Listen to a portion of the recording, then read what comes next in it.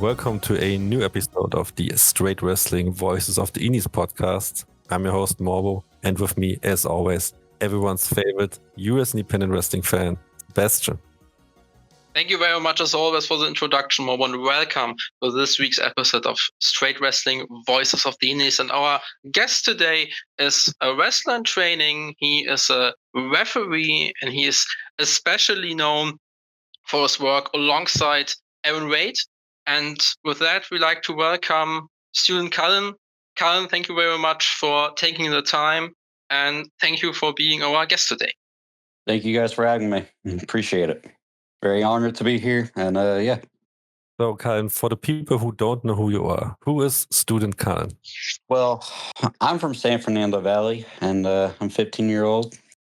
I'm a wrestling trainee under the TWE Performance Combine, and I train at Dragon Kai under the influence of the sensei himself, the TWE undisputed champion, Erron Wade.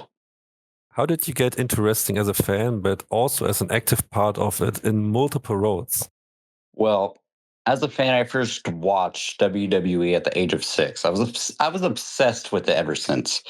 I didn't know what I wanted to do as far as a career. Not like I had to figure it out as a kid until I first went to my independent wrestling show in July of 2023 at New South Pro Wrestling in Huntsville, Alabama. I was very introverted at the time, but I've come out of my shell because of independent wrestling. In October of 2023, I was invited to TWE by Jameson Shook and really loved the atmosphere in the TWE locker room talent. I got involved in various roles at TWE when I first started training there at the TWE Performance Combine in May of 2024. What are the differences between being a wrestler trainee, student, and a referee, and what are the similarities between these two roles? Well, what makes them similar is both roles require you to be constantly moving around, engaged, mindful of your surroundings as far as what's going on within the ring and outside of it. And it's important to be safe at all times when you're officiating as well as training with warm-ups, both mentally and physically. The differences between being a referee and trainee is I just step into the ring, and just into the official role without any real training. I've watched enough wrestling where I can officiate a match between opponents. You already mentioned his name. What are the most important things that you learned from Erron Wade, both in terms of being active in wrestling, but also in terms of mindset? Well, my sensei is always on time. He has taught me the importance of showing up and that hard work pays off. And that is why I was recently promoted to yellow belt. He has also taught me the importance of discipline to make sure I'm paying attention to my mental health as well as my physical health. The TWE crash course shows are like the academy shows of TWE that take place every second Monday of the month, and you oftentimes have a very similar rosters that works those crash course shows. We already established on this podcast that TWE is like a family for wrestlers and fans alike, but would you say that there is like a special bond between these crash course regulars? Well, honestly, I don't pay attention to who shows up to those fans, have no respect for my sensei and I. So if they are modding over anything, it's not understanding what true talent and discipline looks like. When you started refereeing the crash course shows, were there people who gave you advice, or was there some kind of preparation you did before refereeing your first show? Well, prior to stepping into the official role, I did not have any experience. However, after each show, I solicited feedback from Dylan Hales, Jay Newman, and the Rev to improve and grow as a referee.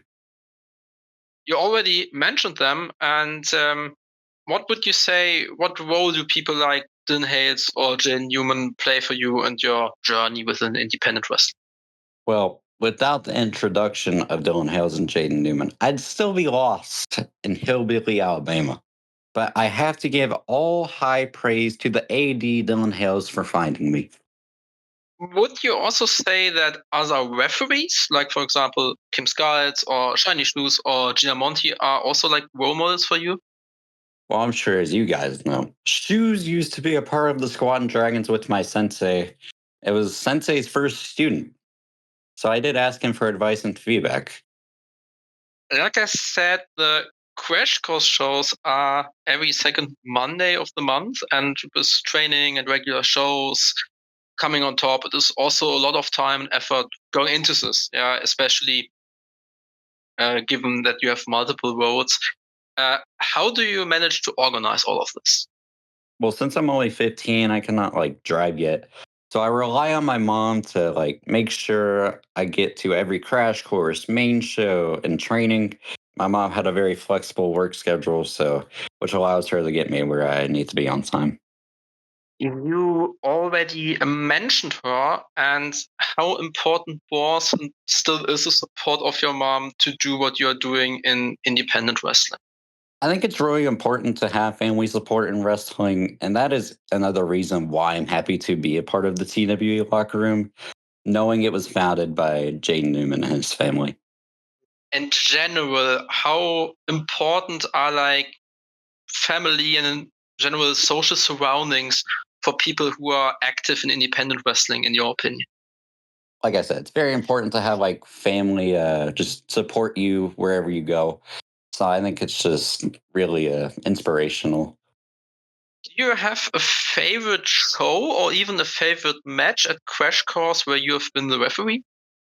My most memorable favorite match. I don't have a favorite show on Crash Course or even a main show, but my favorite match and most memorable was I officiated Casey Owens defending his Gig City Championship in a gauntlet match. Could you maybe elaborate on why this was your favorite match? Were there special things happening, or was it just like a very high quality match, or how would you say this? Well, it helped me realize and respect the business more because that match I had no time to rest. I was just moving around the ring all the time. I didn't have 1 second to rest. So it was really fun getting to referee that match, and I love working with Casey Owens a lot.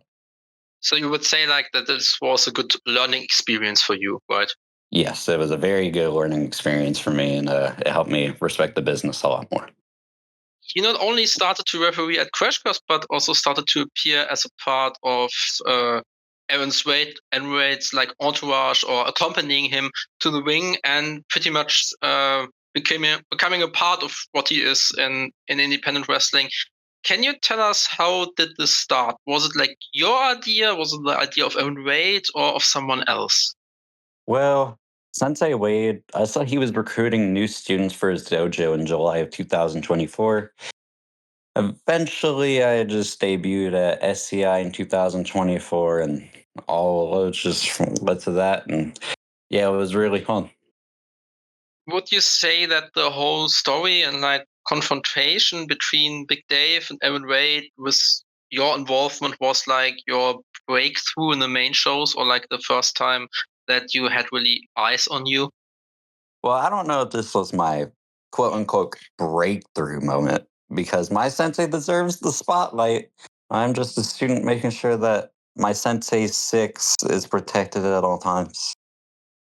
When we talk about the whole story, like with Erron Wade and Big Dave, we also have to talk about the legal arbitration segment that took place as a part of TWE The First Shall Be the Last on November 23rd. Can you tell us how you felt like before, during, and maybe also after it? And can you give us your thoughts on this segment? Well, going into the arbitration, I was highly pissed off because Big Dave took advantage of my loyalty to my sensei when I entered the ring to help him up after Big Dave hit him with the chair in the first ever Taekwondo hoedown match. And Big Dave blindsided me with the lariat, leaving me laying in the ropes. I suffered a severe injury to my neck that resulted in having to wear a neck brace for several months. I missed training. I had many sleepless nights. I suffered pain, agony, and emotional distress. I will never forgive him for assaulting me. Is there one or maybe even multiple wrestlers in either like Crash Course or on the main shows where you specifically like enjoy being the referee of their matches? I enjoy officiating matches for talent, such as Hunter Drake, Casey Owens, and other allies to the dojo. Would you say that you also enjoy their refereeing or refereeing their matches also because of like the match quality, or just because of their alignment? Hunter Drake, my first independent wrestling show I ever went to, he was there, and like it was really fun getting to meet him, and just such a nice dude as well, in and outside the ring. And also the match quality of his is also like very good, as well as Casey Owens, Steven Stryker, all those guys. Yeah. So would you say that you have like a special connection to Hunter Drake? Yes, I have a very special connection to him. Like every show I see him at, like he's like my brother in independent wrestling, just as a whole. I love getting to talk with him, and yeah. So you would say that after Erron Wade, he's maybe among the most influential people for you in wrestling? Yes, for sure. Before Morbo will talk to you about what is next for you, I have two remaining questions, and I would like to talk about the two recent appearances that you had alongside Erron Wade. The first one was at TWE on March 7th, where Erron Wade defended his TWE title against Tank. What are your thoughts on this match? Well, the Coven disrespected the sensei in the dojo by attacking Sensei Wade with the Heractus Fork. I don't even know what that move is. And then Jane Newman blindly attacked my sensei, calling him vulgar names and counting to embarrass and disrespect him. I really hope my sensei gets his redemption against the Coven in the future. Only one day later, on March 8th, you accompanied Erron Wade when he defended his TWE title against Mortar as a part of the Scenic City Rumble 2025. What can you tell us about this experience? And also one question. I think this was the first time you appeared as a part of a Scenic City show, right? No. The Scenic City Invitational in 2024 was my first debut show, yeah. But it was the first time you appeared on a Scenic City Rumble show, I think. Yes, you are right. But the experience, really. If you saw the show, you know what happened. Now, I don't know if you saw the show, but Mortar not only disrespected my sensei, but then he dragged me into the ring, chokeslammed me, and then left me for dead. And then he dragged me out of the building like I was a piece of trash. I am at utter disbelief. I should sue him next, since this happened at a school and I'm only a child.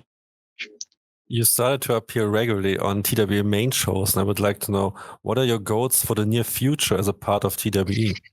Well, my immediate focus is to level up to Orange Belt and continue to also train at the TWE Performance Combine to ultimately wrestle alongside my sensei representing Dragon Kai.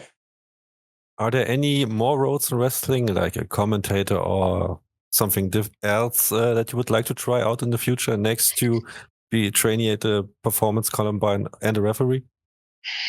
Well, I've actually already done additional roles to help broaden my overall experience other than the current roles than I already had. My main goal is to wrestle, though. That's my main goal, wrestle alongside my sensei. Yeah. TWE is your home promotion, as we know, but there are other promotions in your home region or even outside of the Southeast. Where would you like to be active, for example, as a referee, but also as a wrestler in the future? Well, as a referee, I'd like to officiate at SCI and maybe even action wrestling one day. But as a wrestler, I mean, I don't know. We'll have to see where my career goes in the future. What are the goals in the long run that you would like to achieve in wrestling in maybe 5, 10, or even 15 years from now? So in 5 years, I'd like to be wrestling on the main roster of TWE and other promotions like SEI or Action. And then like maybe 10 years, I'd like to get a tryout with a big company, maybe like WWE, TNA, AEW, somewhere around there. Are there any more upcoming shows that you will be part of? Well, TWE Catholic City, March 22nd. TWE Sink or Swim, I believe that is April 12th. And TWE Crash Course every 2 weeks on a Monday, like Sebastian said. Okay, Kyle, that's it. We're at the end of the interview. And as always, the stage is yours. You can plug and promote anything you want. All right. Go follow me on X and Instagram. My X is student Cullen1. And then my Instagram is Taekwondo Cullen. And now get me out of here. I got a Taekwondo class in 10 minutes. So yeah, thank you guys for having me. Appreciate it. And now I got to go get my gi. Okay, Thank you. Thank you very much for coming on the show. And Sebastian, yes. Thank you very much for coming on the show, Cullen. Thank you as always to you, Bobo, and to you, Florian. And thank you to our listeners. And I hope you will listen to us in the future again. Goodbye.